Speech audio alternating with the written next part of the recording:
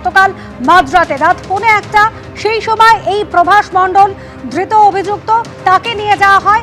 Encounter করতে বাধ্য হয় পুলিশ, কারণ পালানোর চেষ্টা করেছিল। আর যেভাবে ঘটনা ঘটেছে তাতে কামদুনির প্রতিবাদী টুম্পা কয়াল এবং মৌসুমী কয়াল তারা বলছেন কামদুনির বিচার হয়নি, কিন্তু এখন প্রশাসন ব্যবস্থা নিচ্ছে। শোনাবো। এনকাউন্টার হয়েছে, অত্যন্ত খুশি হয়েছি, কারণ বিগত যে সরকার ছিলেন সেই সরকার তো আমরা দেখেছি যারা জঘন্যতম থেকে জঘন্যতম অপরাধ করেছে তাদেরকে বাঁচানোর জন্য মরিয়া হয়ে উঠেছিলেন। এবং আপনারা জানেন যে হাইকোর্ট থেকে 14টা পিপি চেঞ্জ করা হয়েছিল সেই জঘন্যতম অপরাধীদেরকে বাঁচানোর জন্য।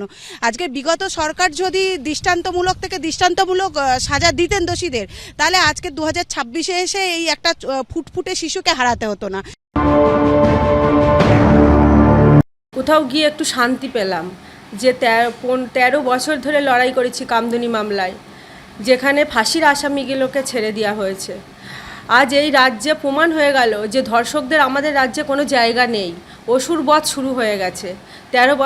15 বছরের জামানায় বিগত সরকার ধর্ষকদের পাশে ছিল, ধর্ষকদের ছেড়ে দিয়েছে এবং সাজানো ঘটনা, মিথ্যা ঘটনা, শরীর থাকলে জ্বর জেরি হয়, এই ধরনের বার্তা দিয়েছিল বিগত সরকার।